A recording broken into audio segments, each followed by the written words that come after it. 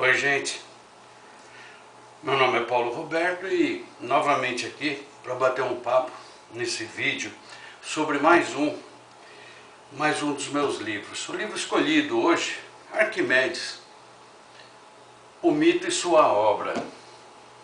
Bom, escrever sobre Arquimedes não é fácil não, sua vida já daria um bom livro. Se for abordar o seu trabalho, a sua obra, daí então seriam vários livros e, diga-se de passagem, livros robustos, né? Arquimedes ele nasceu em 287 a.C., na cidade de Siracusa, ilha de Sicília, na Itália. Disse que desde adolescente já conhecia vários cientistas da época, né? Chegou mesmo a frequentar a Biblioteca de Alexandria. Arquimedes foi matemático, foi inventor e o maior gênio, talvez, que a natureza tenha produzido até os dias de hoje.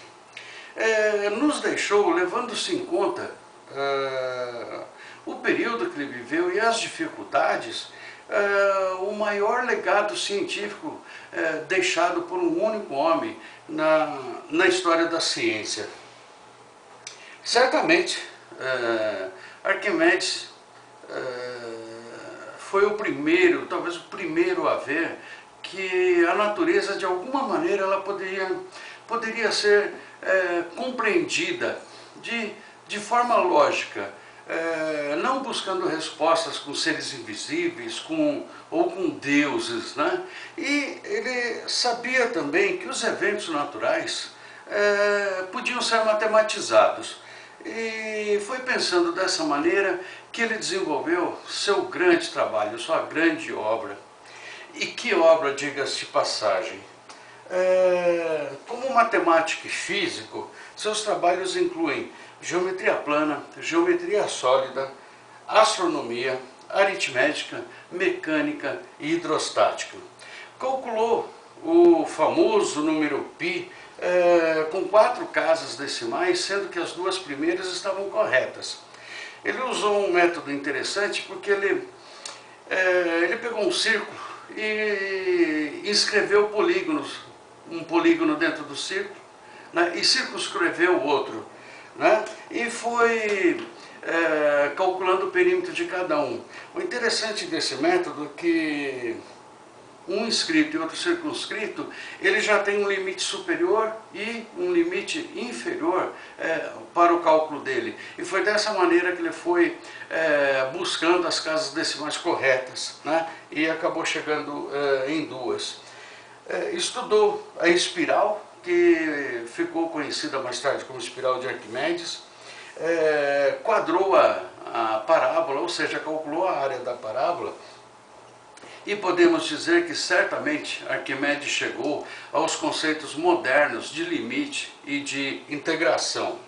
O conceito de infinito, que só foi desenvolvido na matemática no século XIX, por um cara chamado Cauchy, e tornou-se a base do cálculo integral, certamente já era conhecido por Arquimedes. Caso contrário, ele não conseguiria ter desenvolvido o gigantesco trabalho que ele desenvolveu.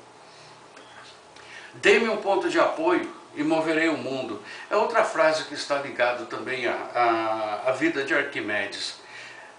Ele era talvez o único cara no mundo na época que tinha domínio total, conhecimento total dos conceitos físicos que envolvem a alavanca e as roldanas. Conta a história que, certo dia, o rei de Siracusa, Hierão, o nome do cara, mandou construir um navio para o rei Ptolomeu.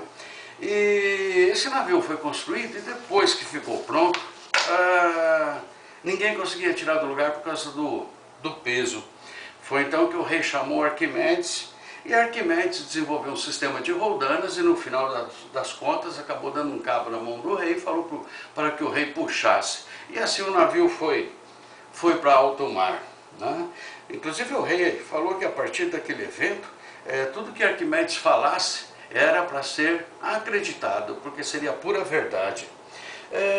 Com Arquimedes que encontramos também a famosa história da coroa. Este mesmo rei mandou fabricar uma coroa, deu o ouro lá para o Ourives.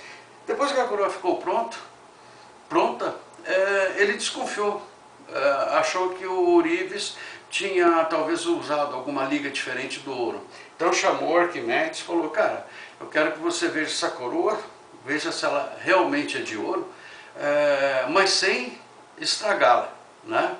E daí tem o episódio da banheira, da água deslocada e tudo mais. Tudo isso tem no livro, né? Com relação à coroa ser verdadeira ou não achei em livro nenhum, né?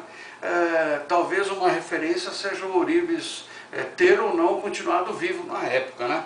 Porque enganar o rei já viu, né? Houve um período que a ilha de Siracusa foi invadida por romanos, né? E aí entrou o lado inventor de Arquimedes. Ele desenvolveu catapultas, guindastes que, segundo consta, erguia navio e soltava e quebrava os navios, e um sistema que é muito discutido entre os autores se foi verdade ou não, de espelhos no qual ele concentrava a luz e de alguma maneira ele mandava raios, né? Com essa luz concentrada em cima de navios em alto mar, e colocava fogo nesses navios. Como astrônomo, ele aceitou o universo de Aristarco, né? Aristarco foi o primeiro astrônomo heliocentrista da história. Uma ideia bastante ousada para a época, e diga-se de passagem perigosa, né? E daí acabou que ambos desistiram dessa ideia, né? Mas a discussão entre os heliocentristas e os geocentristas talvez tenha sido a discussão mais longa, que mais perdurou na história da ciência.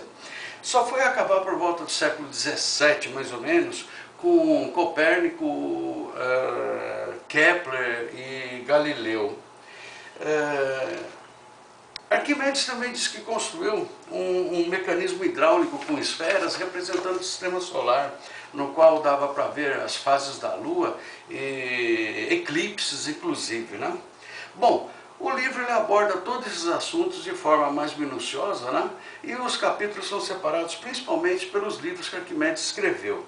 Por exemplo, sobre o equilíbrio dos planos. É um tratado científico de estática, né? Relacionado a alavanca, a roldanas. Quadratura da parábola, a área da parábola.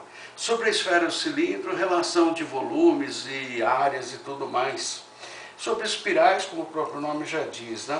Conoides e esferoides, Arquimedes estudou os sólidos de revolução, o paraboloide, o hiperboloide e o elipsoide.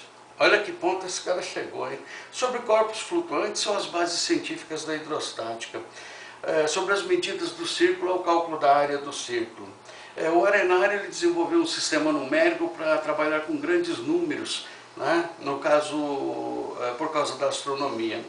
O método, ele revela os métodos que foram usados para escrever os outros livros.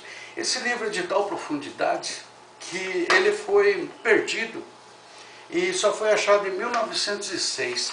Se esse trabalho tivesse sido achado uns 300 ou 400 anos atrás, certamente as honrarias da descoberta do cálculo diferencial, do desenvolvimento do cálculo diferencial integral, não recairiam mais sobre Newton e Leibniz, certamente sobre Arquimedes.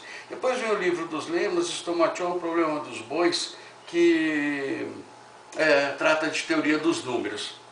Então é isso, gente. Tudo isso vocês encontram nesse livro, Arquimedes, o mito e sua obra, e ele está à venda aqui no Brasil. Fora do Brasil é distribuído pela Amazon, né? Na internet você encontra com facilidade.